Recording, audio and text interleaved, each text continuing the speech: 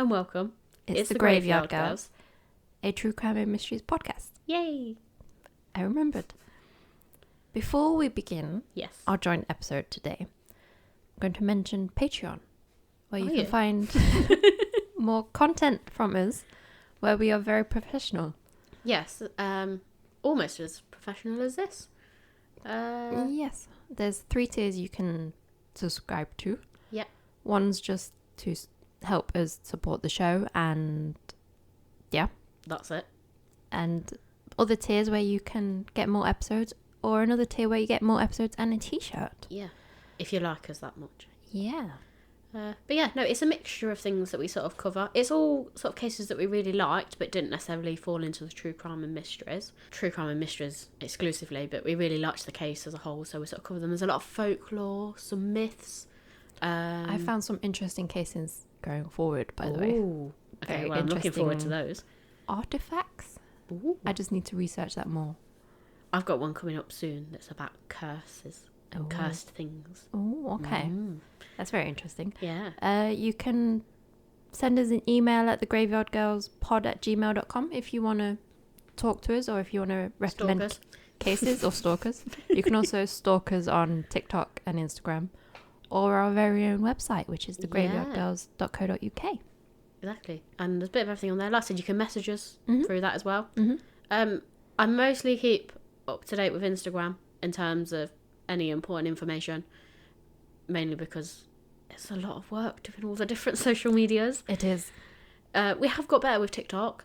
We're posting... Well, actually, I say that. We got better at TikTok, and then we had a week or two where we were a bit shit. We're just not natural people who take videos of themselves, so it's not a thing we do. Yeah, so we're having to kind of compensate for that. We have to write it down every time we need to make a reel. Yeah. And then we spend about 3 hours crying because we don't want to start it. Yeah. And then we do it really awkwardly. Yes. So... just like this podcast. Yeah, pretty much. But no, Speaking of podcasts... yes. we actually have another podcast called Hidden in the Hollows. Yes. So we will be advertising that through the Graveyard Girls Instagram page and TikTok. However, if you go onto your podcast apps, you will need to actually search for Hidden in the Hollows, not the Graveyard Girls. No. Yeah, so hopefully you like that. It's a bit of a weird one, that one. It's sci-fi, it's... fiction. Fiction, yes. So yeah, we've put it under sci-fi, sort of like a fiction podcast is kind of what we're... oh my God, what's the word I'm looking for? I don't know, so I'm not going to finish that sentence. I don't know, I kind of got distracted by something outside. Description. That's the word I was looking for. Okay. We are category. We are very sleep deprived right now, so I'm very confused. Yeah, maybe this is a bit like when we used to be on actual night shifts and we're just rambling a little bit. This is the sort of the area that the phase we're entering. Like I said, it's a bit different. It won't really make sense. I think it'll take you a few episodes to get into it. So it's written that way. Yeah, it is designed that way, but also I think you might have to persist with it a little bit. So please bear with us with that. I also think, like with the first podcast, I think as the episodes go on, we're getting a bit more confident with it, because it's not full on acting, but we've kind of got acting parts a little bit. We've got to speak in a news way, and we're like, how do news people speak? Yeah, it's like, it's one of those things, you can do it in your head. Yes. But then when it comes out your mouth, there's like some miscommunication somewhere. Yeah, because like writing it, I'm like, oh, I'm going to say it like this. But then coming to do it, it's like, oh no. Yeah, we've really struggled. I think you can kind of tell that a little bit. Very first episode. Yeah, it's a bit awkward. So, but I think that's how we were when we first started this podcast. So we're going to have to, I think we've hoped we wouldn't have that issue this time around, because we've been recording for like a good 6, 7, 8 months now. But apparently now every time we try something new, we go back to being children. So yeah, you're just going to have to bear with that one for a little bit, I think. We promise we will get better. Yes. And I think as we've done more, we do sound more confident, even as the episode goes on. You can hear it. So we get in there, but yeah, I think you're just going to have to sort of bear with us for the first few episodes. I promise it is something good in the end. I know. I'm enjoying it a lot, because even writing it and then it was like acting it out, it's making us giggle. Yeah, some of the things we're coming up with, it's just so random. And like I said, on the outside, none of it makes any sense. And even by the end of this first series, I don't think it will make a whole lot of sense. You'll be starting to get a very basic plot of it. So we're hoping this first series does do really well, because then we can come back for the second series, because we've got ways of how we want to sort of reveal more things, but we want to do it over a few series. Yes, so if you could you recommend Hidden in the Hollows to friends and family? That would be great. Yeah, because it's almost like starting again, like with the Graveyard Girls. Like, we're doing really well with that now. We're about like 1,000 followers, so we're spread well with the Graveyard Girls, and that's down to you lot sharing all for us, so that's a big thank you. But yeah, we kind of need to do the same with the Hidden in the Hollows now, because it's, in terms of podcast platforms, we've advertised it as a separate podcast.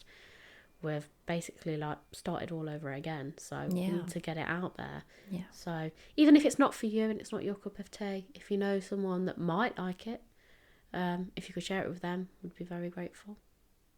And I think that's about everything we need to tell you before we jump into the episode. I think so. Yeah, I think so. I'm sure we'll remember something later on, but it's fine. That's all I have on my notes, so I think it's everything we needed to cover. Done very well. Okay, well, today is obviously a joint case, which is something new we've kind of started. It's so we can cover some bigger cases together. And this one, it's a little taster of what you'll be able to get on Patreon, because over on Patreon I started something called the History of Poisons, and I've sort of been going through and looking at some of like the biggest poisons and the most unusual. And we thought we'd go with a poison episode today to give you a bit of an insight, not only of just what you can find on Patreon, but I've managed to find an unsolved mystery linked with this particular poison. So Natasha's going to tell you a little bit about this specific poison, and then we'll tell everyone of the little unsolved mystery case. Okay. So today's case is all about arsenic. Yes. So arsenic is a naturally occurring substance. It occurs in several forms, often in compounds with other chemical elements. Arsenic and all of its compounds are poisonous, but the toxicity varies. For example, inorganic arsenic, which is arsenic combined with oxygen, chlorine or sulfur, is thought to be the most toxic, while the most organic forms of arsenic are relatively less toxic. Okay. Lots of toxic in there. Yeah, there is. It's a very toxic thing. It is. Yeah, and when I was researching it kept coming up with a state. Was it Washington State? Was like that kept coming up for my research, and I was like, no, I need to compounds of arsenic, not arsenic in soil. Oh God, no! I hate it when it does things like that. You're like, no, give me the information I want. Yes. So in its solid state, arsenic appears as a silver grey, brittle semi-metal that tarnishes in the air. It is about the 52nd most common chemical element on Earth. I didn't actually know that. Well, I got all the facts here for you. I know, it's good. I am actually learning something. And that's what we aim to do. So arsenic has been known since ancient times, though probably in compound form rather than in its pure state. It is used in combination with other materials in pigments, poison gases and insecticides. And it is well known in the former use as a rat poison. Arsenic has a long history of medical applications. Before penicillin was developed, an arsenic compound was used to treat syphilis and yaws. That was just very nice. Surely that would just make everything worse. Well, at least if you took too much of the arsenic, it's going to kill you off, so you're not suffering with the syphilis anymore because you're dead. True. Arsenic is used in ammunition manufacturing because it helps to create harder and rounder bullets. Arsenic used in small quantities in semiconductors manufacturing as well.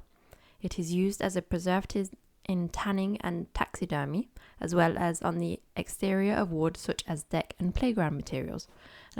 Yes. Is it still used?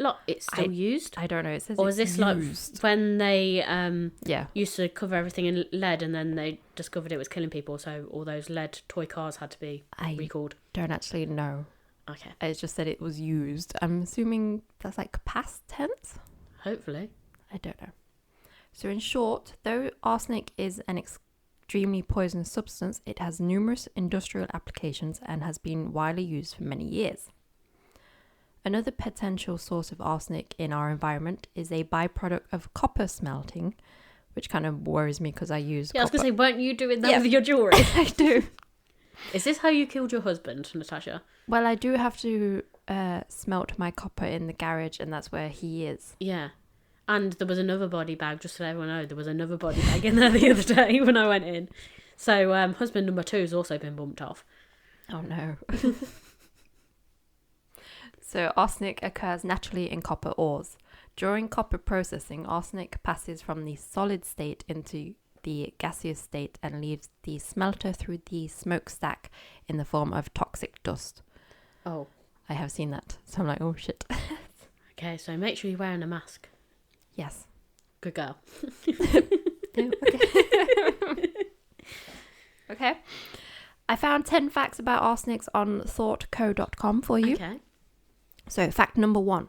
Arsenic symbol is As and its atomic number is 33. Okay. It is an example of a metalloid or semi-metal with properties of both metals and non-metals. It is found in nature as a single stable isotope, arsenic -75. Oh.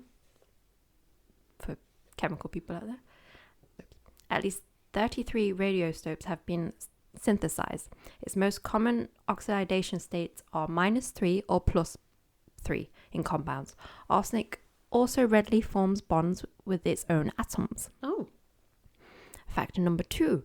Arsenic occurs naturally in pure crystalline forms and also in several minerals, usually with sulfur or metals. In its pure form, the element has 3 compounds, allotropes, grey, yellow and black. Yellow arsenic is a waxy solid that converts into grey arsenic after exposure to light at room temperature. Mm-hmm. Brittle grey arsenic is the most stable form of the element. So fact number 3. The element name comes from the ancient Persian word for zarnik, which means yellow orpiment. Orpiment is arsenic trisulfide, a material that resembles gold. The Greek word arsenikos means potent. Oh, okay. So it comes from ancient Greek times. Fact number 4. Arsenic was known to ancient men and was important in alchemy. The chemical element was officially isolated in 1250 by the German Catholic Dominican Friar Albertus Magnus. What are religious people doing with... Or is it just saying that he was Catholic is not actually like a... This is in 1250, so going back to that time, alchemy and religion, I think... Yeah, kind of merged in. Yeah, this before the whole magic thing and witches took off. So early on, arsenic compounds were used in bronze to increase its hardness as colourful pigments and in medicines. Fact number 5. When arsenic is heated, it oxidizes and releases an odour similar to that of garlic. Oh. Which is interesting. So if you smell garlic, you might have arsenic? Yes. So that's what you got to look out for then when you're doing your jewellery. If you get a sudden whiff of garlic, it's not your vampire husband. So striking various arsenic-containing materials with a hammer might release the garlic smell. Okay. So let's just go start whacking some copper. See if it smells like garlic. No, because then we're poisoning ourselves, aren't we? Also, is that not a really good way to disguise the arsenic if it smells like garlic? And someone will be like, is there a poison? You go, no, it's just garlic. Oh yeah, I just got some garlic bread with me. Oh, actually. Oh, I could do for with some garlic bread. In. Well, I do fancy some garlic bread, but also if you are plotting anyone, it's a good way to hide it in the garlic bread, isn't it? True. Unless you just got... Because if you make, especially if you make your own garlic bread, you know where you do the garlic bread, the paste. Yeah, you put the copper dust on it. Yeah. Oh, I'm kind of worried I've been exposed to arsenic now. Well, it's still here, so. Yeah. Okay. Maybe you're immune. Fact number 6. At ordinary pressure, arsenic, like carbon dioxide, does not melt, but sublimes directly into vapor. Liquid arsenic only forms under high pressure. Okay. So you know these people who do the vapes now? You could have an arsenic one. Yeah. Yeah. Might see a new poison epidemic soon. Interesting. So fact number 7. Arsenic has long been used as a poison, obviously, but it's readily detected. Past exposure to arsenic may be assessed by examining hair. Ooh. Urine or blood tests can also assess recent exposure. The pure element and all its compounds are toxic. Arsenic damages multiple organs, including the skin, the gastrointestinal tract, immune system, reproductive system, nervous system, and the... So we can use it for birth control? It's like the extreme birth control. You're not going to have like anything left if it breaks everything down. I mean, depending on how you want to look at it, if you never plan on having any children, it's not necessarily a problem, is it? Okay. Inorganic arsenic compounds are considered more toxic than the organic arsenic. While high doses can cause a quick death, low dose exposure is also dangerous because arsenic can cause genetic damage and cancer. So, okay. Yes, you can prevent yourself from getting pregnant, but cancer? Yeah, okay. Which is, yes. Arsenic causes epigenetic changes, which are heritable changes that occur without the alteration of DNA. Fact number 8. Although the element is toxic, arsenic is widely used. It is a semiconductor doping agent. It adds a blue color to pyrotechnic displays. Oh. The element is added to improve severity of lead shot. Arsenic compounds are still found in certain poisons, such as insecticides. The compounds are often used to treat wood to prevent damage by termites, fungi, or mold. Arsenic is used to produce linoleum, infrared transmitting glass, and used as a depilatory, which is a chemical hair remover. Oh. Okay. Arsenic is added to several alloys to improve their properties. Fact number 9. Despite the toxicity, arsenic has several therapeutic uses. Oh. The element is an essential trace mineral for proper nutrition in chickens, goats, rodents, and possibly humans. Oh. It may be added to livestock food to help the animal put on weight. It has been used as a syphilis treatment, which I said earlier, a cancer treatment, and skin... Oh, so it can cause cancer but also cure it? I think it's probably like, you know, those people who have a nut allergy that if you give them like microscopic nuts... Oh, okay. That like, it kind of helps them. Sorry. Yeah. So tiny little bit of a nut. It kind of builds up their immune system to it. Okay. So maybe that. So as well as cancer treatment, it's also a skin bleaching agent. Oh. Which... I don't really want to be doing that. You don't need that. Some species of bacteria can perform a version of photosynthesis that uses arsenic rather than oxygen to obtain energy. Oh. And fact number 10. The element abundance of arsenic in the Earth's crust is 1.8 parts per million by weight. Approximately a third of the arsenic found in the atmosphere comes from natural sources, such as volcanoes. But most of the elements come from human activities such as smelting, mining, especially copper mines, and release from coal-burning power plants. Deep water wells are commonly contaminated with arsenic. Oh. So now on to the uses.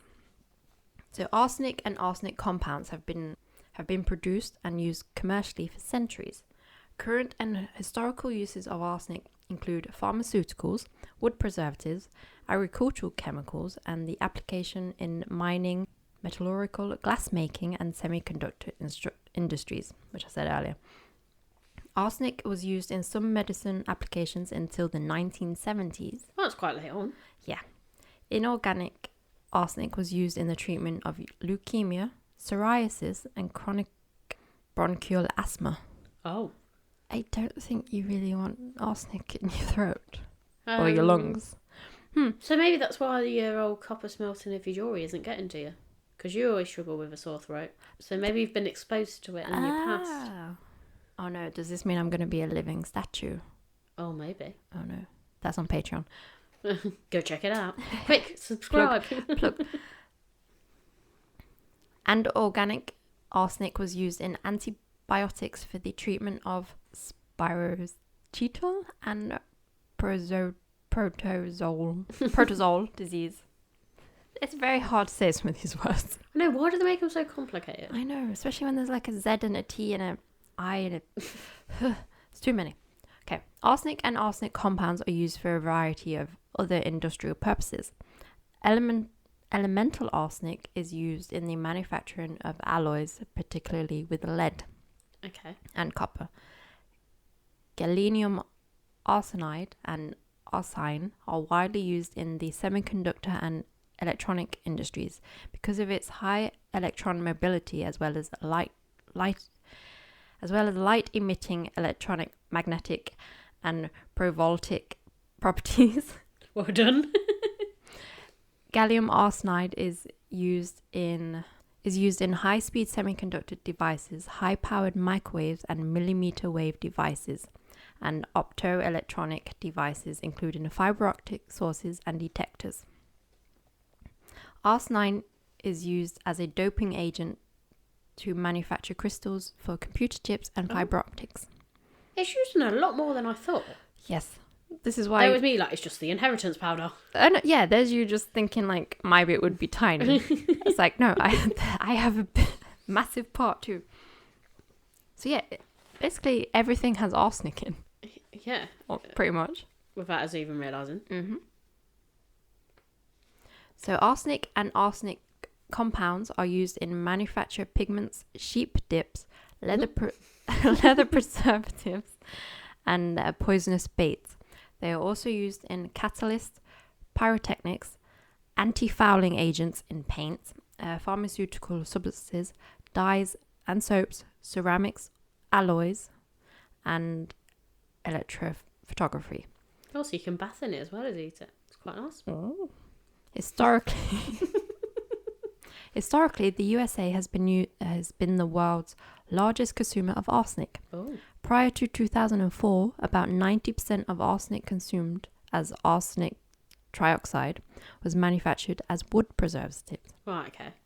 So, symptoms. If you have been exposed to arsenic, which by the sound of it... We all have at some point. Yes. So, symptoms of arsenic poisoning may include red or swollen skin. Right, okay. Skin changes such as warts or lesions. Abdominal pain, nausea and vomiting, diarrhea, abnormal heart rhythm, muscle cramps, tingling of fingers and toes. Ooh. So long-term exposure to arsenic can cause more severe symptoms, obviously. Okay. And obviously you should seek medical attention very quickly. So if you're suspected of long arsenic exposure, your darkening of skin, constant sore throat. So not the tan you want. No. But if it's used as like a lightening skin thing. Oh yeah, the bleaching one. Strange. Mm. And finally, a persistent digestive issues. Oh. According to the World Health Organization, long-term symptoms tend to occur in the skin first and can show up within 5 years of exposure. Oh. Cases of extreme poisoning may lead to death, obviously. So the most common causes of arsenic poisoning, contaminated groundwater, is the most common cause of arsenic poisoning. That makes sense. Yeah, because arsenic is already in the ground. Yeah. So, yeah. Also, groundwater can contain runoff from industrial plants. Drinking arsenic-laden water for a long period of time can obviously cause poisoning. Other causes of arsenic poisoning can include breathing air that contains arsenic, smoking tobacco products, breathing contaminated air from plants or mines that use arsenic, living near industrialized areas, being exposed to landfill or waste sites, breathing smoke or dust from wood or waste that was previously treated with arsenic, and finally eating arsenic-contaminated food. But that's not very common. Well, not now, thankfully. Not now. But when we go into my case, it may be that arsenic-contaminated food is a big killer. Is this a nice little segue to get into your case? I think it might be. You might have ended that very well. Because I do have an unsolved mystery for us, and it's a good old-fashioned murder mystery. Murder. So this is the South Croydon Poisonings. Now, it is quite a prolific case. It was quite a major one at the time. And if you type it into Google, it does pop up quite a lot, so it's quite popular. But I hadn't heard of it before, I'll be honest. It doesn't sound familiar. No. So for this episode, I'm going to take you all the way back 100 years to 1928. Well, almost 100 years. We're not far off now. At first I was like, that's ages ago. And then I was like, oh no, it's only 100 years ago. But it's a bit scary, that is, isn't it? It doesn't sound that long ago. No, it doesn't. Now with 19, because you're like, oh, that's like 1900 was like just like last decade, but then I'm forgetting. We're in 2022. We're in 1990. But yes, so all the way back into 1928. Between April 1928 and March 1929, 3 people from the same family died in mysterious circumstances. Mm. And to this day, their deaths remain unsolved. There is some suspects, but technically still unsolved. So the first to die would be Edmund Duff, aged 59. So after returning home from a fishing holiday on the 28th, Edmund complained of nausea and leg cramps after eating his dinner. Mm. During the night, Edmund's sickness worsened, and then he started to experience symptoms of diarrhoea. A Dr. Binning was called to treat Edmund, but his condition worsened and he died during the night. Oh. Yeah, not very good. So, fast acting. Yeah, you don't really want to die when you've got diarrhoea. Because at first, I was like, it doesn't seem that bad. It's just like you feel a bit sick and you got the shits. But then I'm also forgetting that at the time, diarrhoea was a real big killer. So, yeah, because when you said, like, he called for the doctor, it's like, it's just diarrhoea. Just get over it. But no, this is like a different time. Yeah, and it's a big problem. So there would be a gap of 10 months before the second death, which was on February the 14th, 1929. So very unlucky Valentine's Day for someone. Mm. Edmund's sister-in-law, Vera Sidney, died in similar circumstances after eating her lunch. She would complain of the same pains, and after days of cramps and vomiting, she died on February the 16th, 1929. So she's had a lunch, she starts feeling a bit ill like Edmund, and then hers is going to go on for days. So the poor woman, hers is really dragged out. At least Edmund bumped it in about 12 hours. He was all right. So, and I don't think she was crapping her pants. She was just bringing it up the other way instead. I know. I was just thinking, like, which way would you rather go? Shitting yourself to death or not? I don't know. I don't think I don't like being sick. I know. But I mean, not that I enjoy shitting myself either, but... No, neither of these are pleasant. No. So, then, just 1 month later, on the 5th of March, Violet Sidney, the mother of Vera, so obviously mother-in-law to Edmund, fell ill. Like Vera, it was after her lunch. However, she died just a few hours later, so she's had the quickest death. Maybe they shouldn't eat lunch. Maybe that is the lesson here. It's like everyone died after eating lunch. Oh no, I think Edmund's was after dinner. Oh, okay. So, then the inquest that followed ruled that at least 2 of them had been murdered. So initially they weren't too worried about Edmund. It was the 2 ladies, because very close together and very suspicious. The murder weapon? The murder weapon being arsenic. Ooh. So in the following years, the case was still followed and the blame pointed at a number of family members. At one point, the prime suspect was Edmund's wife, Grace, with her motive being that she was having an affair, and it was claimed that she'd killed her sister and mother for financial gain. Ooh. Yeah, I was suspecting. Yeah. It's always the other half, isn't it? They're always the first one to go. So at an inquest held into Edmund's death on May the 2nd, 1928, Grace took the stand to recount the events leading up to her husband's death. She was said to be tearful and hesitant on the stand, though she didn't say anything that could incriminate her, and many were not nice about her at all. So everyone was... I don't know if it's because people didn't like her, or it was a bit of a jump on the bandwagon after the fact. Yeah. So William Fernley Whittingstall, the family's legal defence, was supposed to have said that Grace was the devil incarnated. Ooh. Yeah, so he really was shitting on her. I think it's because she was a woman as well. They're just like, she's evil. And several family members have obviously disappeared, because it's technically her sister and mother that have also died. So everyone's a bit like, must be Grace. She's a bit shit. So also to make accusations against her was her aunt. Aunt Gwendolyn had been invited to lunch, which resulted in the death of Vera, so the very same lunch.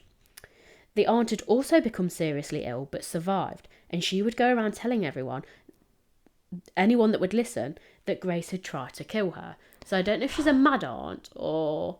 She's probably one of those women who's like, don't get enough attention. Yeah, but also I feel like she was like maybe a bit ugly and old and just she miserable. tried to kill me as well. But yes. Like we were talking about earlier, that girl who got like impaled, and there's other ones like, I feel sick. It's like, oh, for God's sake. Guess it's not about you. Yes. Yeah, so obviously Aunt Gwendolyn wanted her 5 minutes of fame. It was claimed by some family members that even Violet, who later died, had blamed Grace after the death of Vera. So they're saying that also the mum was dobbing her own sister in. But I don't know how accurate that is, or whether it's just people, again, jumping on the bandwagon after the fact. If it wasn't her, I'd be like, I wish it was me anyway, because you're accusing me. Fuck off. But yeah, so then obviously, if you want to believe Aunt Gwendolyn, then she obviously must have had to shut her mum up afterwards, because, the mum believed it was her own daughter. But I'm taking that with a pinch of salt. So, however, not all were in fear of Grace. It was noted that the coroner had made special arrangements for Grace to be provided with a pot of tea as she sat in the witness box. Grace did insist, however, that the ladies in the public seats behind her also be given tea. So it was a bit strange at the time, because she shouldn't have they wouldn't normally bring in a pot of tea. Which was a bit divided. Obviously, the coroner liked her. Some suggested he fancied her. And that's why he did it. And I think then maybe she did the whole, make sure the ladies behind me get some as well, to sort of deflect from the fact. Yes. It's like, I would never kill anyone. See, I'm sharing my tea. With everyone, yes. I also think like she got the little finger. Like what Americans classically think of British drinking tea. That's how I feel like this went down. The little pinky in the air. Yeah. Yes. So was she an evil killer who masked it with feminine gentleness, or was she caught up in some sort of family feud in which they were trying to blame her? So going back into her past, and I wanted to sort of look into the motives given. So Grace Duff was the granddaughter of Thomas Sidney, who had been the Lord Mayor of London from 1853 to 1854. I thought the last name sounded familiar. So very important family. She was a very beautiful woman who was charming with big blue eyes and had an abundance of social connections and could have any man she wanted. Not where I thought you was going when you said big. Oh, what did you think I was going to say? Like, she was a big lady? Big bosoms. Oh, okay. Or a big bottom. So then she could get any man she wanted. Maybe she did have a big bosom. Her choice of men was Edmund Duff, who she married in 1911. This was a marriage her parents did not approve of. Edmund was of lower standing and didn't have much money. So this is reminding me of a case you did, and it's like William Pook. Yes, the Pooks. Yeah, the Pooks and the Duffs. But yeah, so I wonder if this is where her family sort of started to have issues with her, and this is where, if she didn't do it, could she have got lumped in because her family are blaming her for a lot of things? Like, could this have started a family feud? So after a career in colonial services, Edmund Duff returned to England in 1919. This was due to the fact that the couple's 7-year-old daughter Margaret had suddenly died. Now, I don't know what she died of. I couldn't find any records for that, so I don't know whether it was just a normal... Children die at this time. Yeah. Or if it was suspicious, but there was nothing to suggest it was suspicious. Edmund held a well-paid job in the civil service, but in 1924, for unknown reasons, he was dismissed from his post. So this then meant he had to take a low-paid job as a clerk in a paper factory. Soon after this, the couple's 2-year-old daughter Suzanne became suddenly ill and died. Again, I don't know what from, although it is starting to look a little bit suspicious. Yeah, just... It's either very unfortunate, or suspicious. Yeah, it's hard to say because, like you said, lots of children didn't make it past a certain age during this time. But is that being helped with arsenic? Exactly, especially if you want to go later on. So I wonder if this is where people are a bit quick to judge her. So, though Edmund was not paid well, the couple did not go without. Grace's father had left her with a substantial inheritance. However, Edmund's extravagant lifestyle and poor investment choices meant the couple were fast losing money. With mounting debts, Grace took the decision that they needed to downsize, and so they moved to a smaller house in South Park Hill in Croydon. They would then move again to Birthurst Rise to be closer to Grace's mother and unmarried sister. and they obviously be the ones that later died. Is this before or after the children died? After. Okay, I was going to say she decided to downsize the family, literally. Oh, Right, maybe. Mm-hmm. Maybe she did. Now, next, according to registers, a lady by the name of Miss Anna Maria Kelvey was living with Edmund and Grace and their 2 surviving children as a paying guest. So I'm wondering, maybe possibly rented the room out. So when you look at, oh my God, what's it called? A lodger? No, the official records. It's not a poll. Census. That's the one. So it lists this lady as living in the house as a paying guest. Unexpectedly, in January 1927, Kelvey died, leaving gifts worth £25, which is £1,500 in today's money, to each of the 2 children. Could Miss Anna have also been a victim of poisoning?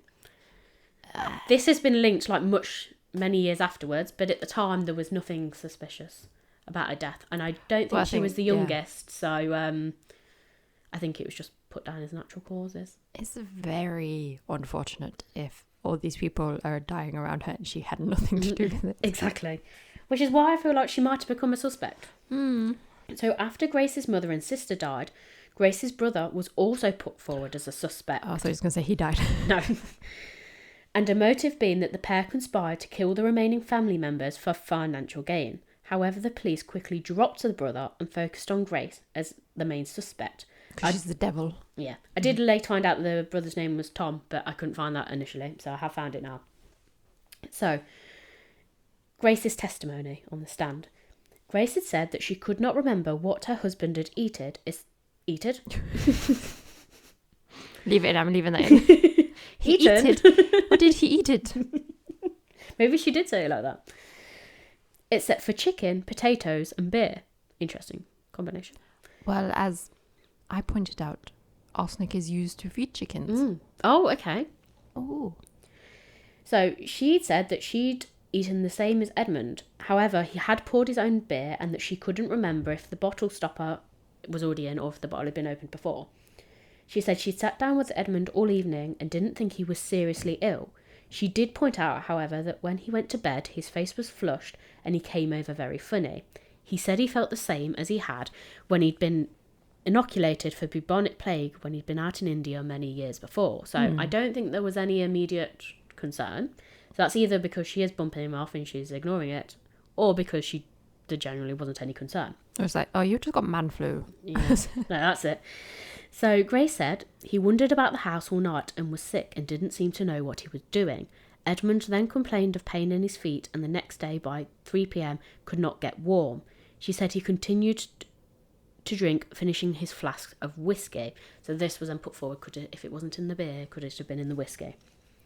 When the doctor did come later, he originally put it down to a liver complaint. Edmund's breathing was then deteriorating and he couldn't speak. The doctor then returned and Edmund would die shortly after the doctor's arrival. Dun, dun, dun. Oh. Fast forward, we'll come back to the doctor. Yes. Fast forward to Vera and Sydney's deaths on the 22nd of March 1929. The bodies of Vera and Violet were exhumed. This would then spark interest in Edmund's death and his body was exhumed on the 15th of May. So, I wanted to go into the pathology of the case. So, Vera's death was stated as being due to arsenic poisoning, most likely in liquid form. Mm-hmm. Violet's death was also ruled as arsenic poisoning, administered through her medication. Mm. A search of Violet's and Vera's house led to police to find a tin of Noble's liquid weed killer and a tin of Eureka weed killer. Both contained arsenics in it, which was common for the time. Yeah, then again, the medicine may have contained arsenic anyway. Mm-hmm. Okay. So it was noted that the weed killer had not been purchased by Grace, but by her brother. He couldn't provide a receipt from where it had been purchased, and the brother had also frequently visited Grace's house, and he'd been around when Edmund was ill. He'd been back after the fishing holiday, so maybe it makes him a bit iffy. A police report was put forward that the pair had conspired to kill Edmund after Grace told her brother of violence Edmund had shown towards her. Another theory looked at by the police concerning Grace and her brother, was that the pair conspired to kill Edmund so Grace could marry the doctor who it was said she was supposed to be in love with. They would then bump off the mum and sister for money. None of this was ever proven, but this is everything that's being bandied about at the time. Kind of makes sense. It kind of makes sense, but it also plays out like it's a TV show. Yeah, and also there's no physical evidence to actually convict them. They know the brother purchased the weed killer, so that kind of gets Grace off the hook, but it also doesn't mean that Grace couldn't have done it by herself. She could have just used it. Yeah, she may have seen it and been like, oh.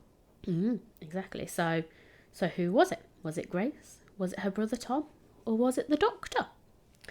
Now...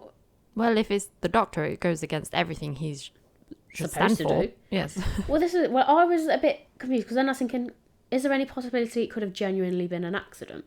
Because the cooks and stuff were looked at the time, and none of them had been any ill, and none of them bore any ill sort of feelings towards any of the family members. So could it have been an accidental poisoning? Like, rat poisoning was around. I looked at other cases that I know we've covered at the time. It was a massive problem. So I'm thinking, could it have just been an accident? And in the...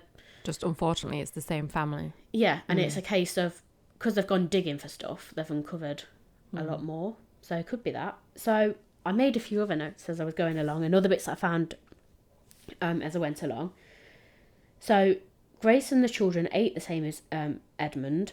So why weren't the rest of Grace and the children ill if it was something that had been put in the food? So that does kind of knock out the whole of the cook's done it, because then they should have all been ill. Also, and this is where the doctor gets a bit suspicious of me, it was the same doctor that treated them all. Just saying. But back in those times, family doctors, you'd have the same doctor. Yeah, it wasn't uncommon. Yeah. But if the doctor's going to bump him off... It goes against the doctor's oath, is all I'm saying. But we do have killer doctors. Yes. So... I don't know, it's just... It's hard. It's a strange one. So then I managed to find some information about Edmund's postmortem. Okay. Much later. It took me a while to find this bit. So there was no sign of food poisoning or any toxins beside medicine given by the doctor, in Edmund's saying. So that then means, and at the time the coroner had ruled natural causes for Edmund's death. So he was only exhumed because of Vera and Violet. So does that mean Edmund wasn't bumped off and arsenic poisoning? Was he completely unrelated to the other two? And in which case could it have been someone else going after the mum and the daughter? Possibility. Yeah, maybe it's just there. Those two, and then you're like, oh, you're digging those two up, let's dig that one up just in case. And it's like, oh, this one's So but then this is where it takes a turn, obviously, because Vera and Violet get bumped off. They've got to exhume Edmund and do another postmortem. And when they did that, they re-examined him, and his body was so saturated with arsenic that he'd have had to have swallowed a considerable amount. Okay. When the doctors who performed the first autopsy were called back to the stand to explain why they'd only tested one organ, which happened to be the only organ not to have arsenic in it when they did the retesting. I'm not entirely sure how that works. Was it just a pure... fluke? Yeah. Or was that a bit deliberate? Were they pally with the doctor, if you want to... yeah. Move in the same circles. Yeah. Throw the doctor under the bus. But then again...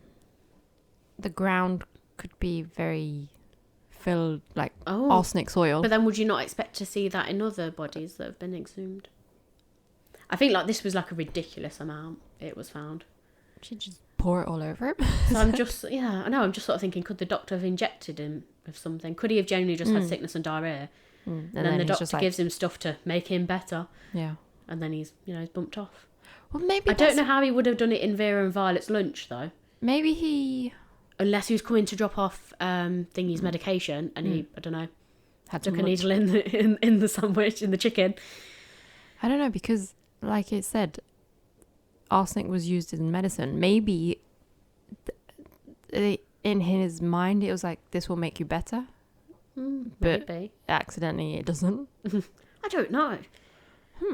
Because they'd always put leeches on thinking that would help. Yeah. And obviously their knowledge of medicine, depending on what it was, it actually made it worse. Yeah, maybe. I don't know. But yeah, the only other person obviously I wanted to try and do a bit more of a dig on was Tom, the brother.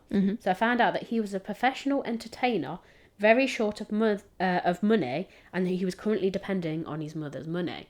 So I feel like out of the two, he's probably got more of a motive than Grace. Yes. The only thing that does throw Grace under the bus is 2 of her children have died. That's what I was going to ask. Did they not exhume them? No. So she could be a serial killer, if it is Grace. Or she could just be incredibly unfortunate. That half of her family have been bumped off. She could be incredibly unfortunate, or her brother actually did it, and then he was like, oh, how am I going to maybe put the suspicion on someone else? Murder her husband. Okay, that's a good idea. But yeah, I was looking into the theories about the brother tried to kill him off after she'd spoken about abuse. I couldn't, beyond it being hearsay, I couldn't find anything on that. So I don't know whether it was just a wild police guess theory that they were sort of stabbing at, or whether there was anything actually to it. But there was nothing other than Edmund did drink a lot, so I suppose it could make him violent. But I don't think there wasn't loads of reports of neighbours and cooks saying like he was a really violent person. So I don't really know, but it's an interesting one. It's still unsolved. We don't know who poisoned them. Well, it's not going to be solved now, is it? No, it's not now. But yeah, so we don't know who poisoned them or how exactly. We just know some of it would have been liquid form, which would explain the weed killer. Obviously, one, they could have added it to a medication.